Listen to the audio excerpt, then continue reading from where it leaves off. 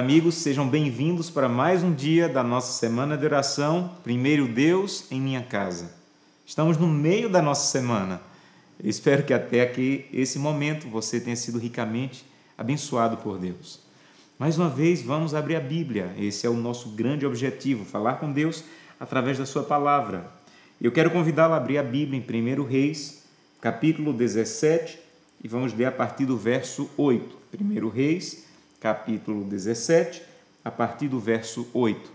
Como estamos fazendo em todos os momentos, precisamos começar pedindo a sabedoria ao Deus que inspirou sua palavra através da oração. Feche seus olhos, vamos falar com Deus. Querido Pai, mais uma vez, Santo Deus, vamos estudar a Tua palavra e te agradecemos por isso. É um privilégio para o ser humano, limitado, mortal, pecador, poder ter acesso à palavra de Deus. Nós te agradecemos por esse privilégio, mas também te pedimos, Santo Deus, que esteja conosco, que fale ao nosso coração. Isso te pedimos em nome de Jesus. Amém. 1 Reis 17, a partir do verso 8, diz assim: Então veio a palavra do Senhor a Elias, dizendo: Levanta-te e vai para Serepta, que pertence a Sidom, e demora-te ali, onde ordenei a uma mulher viúva que te dê comida. Então ele se levantou e se foi a Serepta. Chegando à porta da cidade, estava ali uma mulher viúva apanhando lenha. Ele a chamou e lhe disse: Traze-me, peço-te, uma vasilha de água para eu beber. Indo ela a buscá-la, ele a chamou e lhe disse: Traze-me também um bocado de pão na tua mão. Porém ela respondeu: Tão certo como vive o Senhor teu Deus, nada tenho cozido. Há somente um punhado de farinha numa panela e um pouco de azeite numa botija. E veis aqui, apanhei 2 cavacos e vou preparar este resto de comida para mim e para o meu filho. Comê-lo-emos e morreremos. Elias então lhe disse: Não tenha medo. Vai, faze o que disseste, mas primeiro faze dele para mim um bolo pequeno e traze-me aqui fora. Depois farás para ti mesmo e para o teu filho. Porque assim diz o Senhor Deus de Israel: a farinha da tua panela não se acabará, o azeite da tua botija não faltará, até o dia em que o Senhor fizer chover sobre a terra. Verso 15. Foi ela e fez segundo a palavra de Elias. Assim comeram ele, ela e a sua casa muitos dias. E da panela a farinha não se acabou, da botija o azeite não faltou, segundo a palavra do Senhor, por intermédio de Elias. Uma história impressionante, não é? Uma história conhecida, uma história que desde pequenos ouvimos na igreja, mas é uma história que talvez você não tenha parado para pensar nela na perspectiva que queremos apresentar essa semana. A ideia de Deus em primeiro lugar, como é o tema da nossa semana. Vejam, quando Elias está vivendo esse momento, é na verdade o momento da pior crise na história do povo de Israel. Desde o momento em que os reinos norte e sul foram divididos, lá com o neto de Davi, esse é o momento de maior crise. Um rei chamado Acabe, casado com uma rainha chamada Jezabel, está governando o povo de Israel e levou o povo de Deus à idolatria, levou o povo de Deus à distância. E Deus, para resolver crises, Ele levanta homens. Nunca esqueça disso. Me mostre uma crise na Bíblia e eu vou lhe mostrar a solução de Deus. A solução de Deus sempre é homens e mulheres consagrados para enfrentar essas crises. Você lembra da história, por exemplo, de Golias? O povo está com medo diante do gigante e Deus não levanta um exército, Deus levanta um homem, Davi. O povo está há mais de 400 anos no Egito. Deus não levanta um exército, Deus levanta um homem, Moisés. Quais são as crises que você está enfrentando? Quais são as crises que a tua igreja enfrenta? A solução de Deus sempre é homens e mulheres consagrados para enfrentar essas crises. Mas há uma outra verdade nessa história. A verdade é que essa história não tem apenas uma crise, tem várias. Tem a crise espiritual do povo de Deus. Tem a crise da falta de chuva, da seca. Deus manda Elias para outra crise, para o deserto. Os corvos o alimentam, mas vem outra crise, o riacho que ele bebia água seca. Aí vem outra crise, ele vai para uma viúva que não tem comida. E logo em seguida do que lemos tem outra crise, o filho da viúva morre. É crise sobre crise, crise e mais crise. Para te mostrar uma coisa, meu irmão, minha irmã, Deus não se atrapalha com crises, Deus age nas crises. Quais são as tuas crises? Você tem um Deus poderoso para enfrentar, agir e resolver. Mas algumas vezes, Deus permite que as crises cheguem, porque nós somos propensos como seres humanos a olhar muito para o balde das bênçãos. E às vezes Deus permite que o balde seque um pouquinho para a gente tirar os olhos do balde e começar a colocar os olhos na fonte.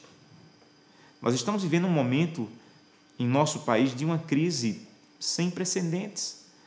Uma crise política, uma crise econômica, uma crise moral. Eu imagino que de alguma maneira essa crise te atingiu. Alguns perderam emprego, milhares estão desempregados, a renda de muitos diminuiu. E sabe por que Deus permite as crises? Para que você não fique só olhando para o balde. Às vezes o balde seca para você olhar para a fonte. E sabe quem é a fonte? A fonte do nosso povo. Não é uma moeda forte, não é um dólar baixo. A fonte do nosso povo é o Deus de Israel. Essa é a tua fonte. Você quer enfrentar crises?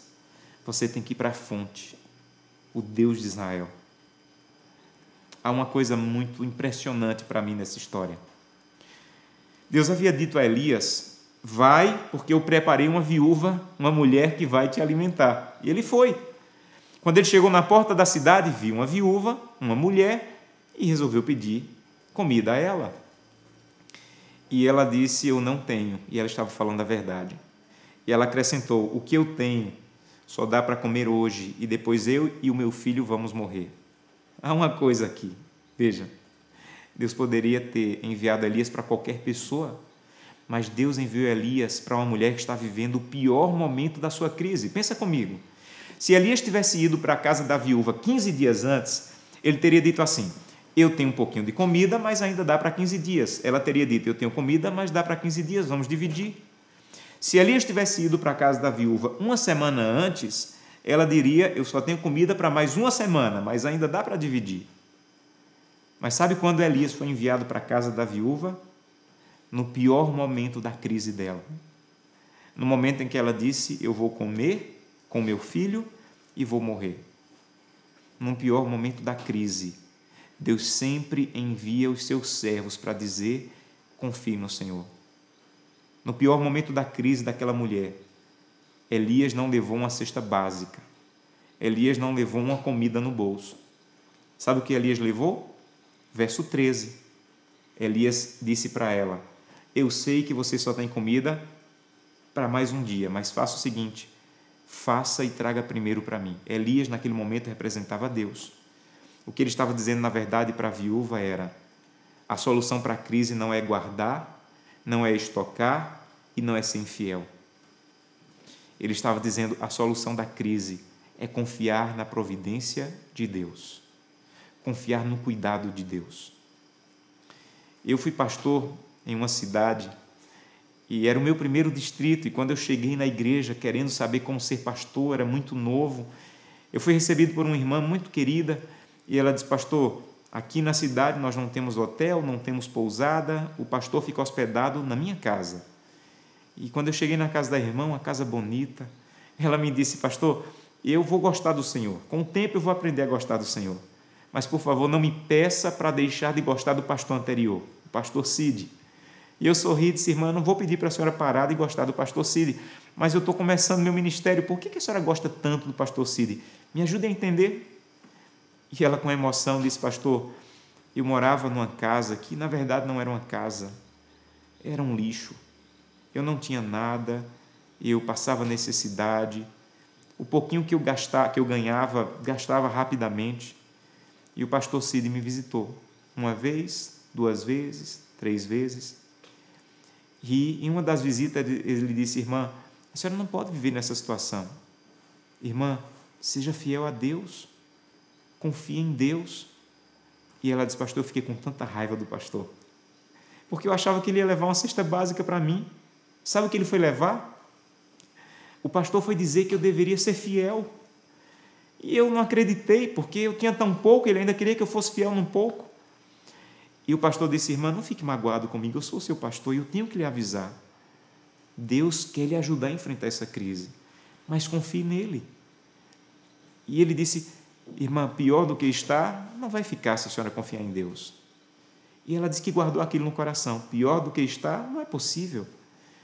E ela disse: pastor, eu comecei a ser fiel a Deus.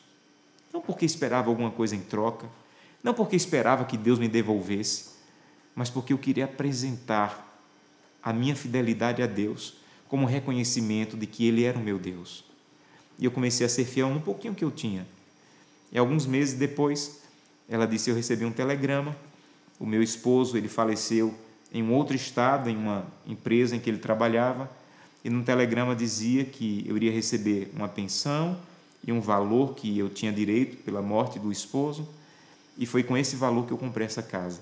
Por isso eu amo tanto o pastor, porque ele teve coragem de olhar nos meus olhos e dizer: seja fiel, traga primeiro ao Senhor. Sabem, nós temos vários objetivos nessa semana, mas um dos principais é convidá-la a colocar Deus em primeiro lugar na tua vida. É convidá-la a começar o dia na presença de Deus. Não saia de casa, não vá para o mundo mau e violento, sem estar batizado pela presença do Espírito. Primeiro Deus ao começar o dia. Não deixe a tua família sair de casa sem um culto familiar. Primeiro Deus na tua família. Não deixe de ser fiel a Deus com as primícias. Primeiro Deus nos teus recursos. E assim você vai enfrentar crises. E você vai saber como resolver as crises por Deus agir em tua vida. Mas há uma outra lição nessa história que também me chama a atenção. Sabe, eu gosto de pensar de onde veio a coragem de Elias. Se coloque no lugar de Elias. Você acha que seria fácil ver uma viúva com um filho, fazendo a última refeição, esperando a morte, e você ainda ter a coragem de dizer: traga primeiro para mim? Você acha que foi fácil? No lugar de Elias você faria o mesmo? Às vezes eu penso que eu não faria assim. Por que Elias fez? Você acha que Elias foi firme com a viúva porque estava preocupado com a fome dele? Você acha que Elias pensou assim: eu tenho que ser firme com essa viúva porque se ela não me der comida eu não vou almoçar hoje, então eu vou ser firme com ela e dizer: traga primeiro para mim? Entenda uma coisa: um homem que vem do deserto e é alimentado por corvos não tem medo de passar fome. A preocupação de Elias, meu irmão, minha irmã, não era com ele. A preocupação de Elias era com a viúva. Sabe por que estamos fazendo essa semana de oração? Não é porque as coisas não vão bem na igreja e precisamos dizer: olha, você tem que ser fiel. A nossa grande preocupação como líderes é com tua vida, com tua família. A nossa grande preocupação ao fazer essa semana de oração é convidá-lo a dizer: Senhor, eu não tenho colocado o Senhor em primeiro lugar. Eu tenho colocado o meu egoísmo em primeiro lugar, a minha vontade em primeiro lugar, os meus desejos em primeiro lugar. E você tem duas opções, as mesmas da viúva. Viver com o que você tem, esperar a morte, esperar acabar, esperar o fim. Ou 2, confiar na promessa de Deus e ver os milagres de Deus. Sabe quem mais experimentou os milagres de Deus ao longo da história? Foram pessoas que, como a viúva, disseram: primeiro Deus. Olha para a Bíblia e você vai enxergar pessoas que diziam: eu não tenho praticamente nada, mas o que eu tenho é teu, Senhor. Você lembra de Maria? Quando o anjo disse assim: Maria, você vai ser a mãe do Salvador?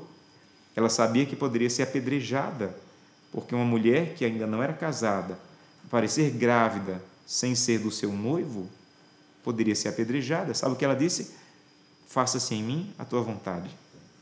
Sabe o que é isso? E alguém dizendo: tudo que eu tenho é teu, usa para o que o Senhor achar por bem. A mesma coisa a viúva falou. Cada pessoa que entregou a vida a Jesus Cristo teve que tomar essa decisão. Deus em primeiro lugar. A prioridade é para Deus. As primícias são para Deus. E quando você faz isso, você experimenta o poder de Deus na sua vida. Me deixa terminar com uma história particular. Eu ensinei aos meus filhos, desde pequenos, a pegar uma parte do dinheiro que eu dou para eles de mesada e devolver o dízimo e as ofertas. Eu quero que eles aprendam a experimentar Deus, a reconhecer a grandiosidade de Deus na vida deles. E um dia aconteceu uma coisa curiosa. O pastor da nossa igreja estava fazendo uma reforma e disse: olha, nós precisamos de uma oferta de sacrifício.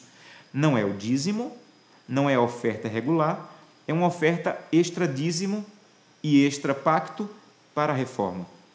E minha filha disse à mãe: olha, mãe, eu vou dar essa oferta. E a mãe disse assim: olha, o pastor falou que nem é o dízimo, nem é o pacto. É aquele valor que você está guardando para comprar um presente. Ela disse: mas eu vou entregar. Isso foi um sábado, no domingo ela levou algo como R$50 para a igreja e confiou em Deus.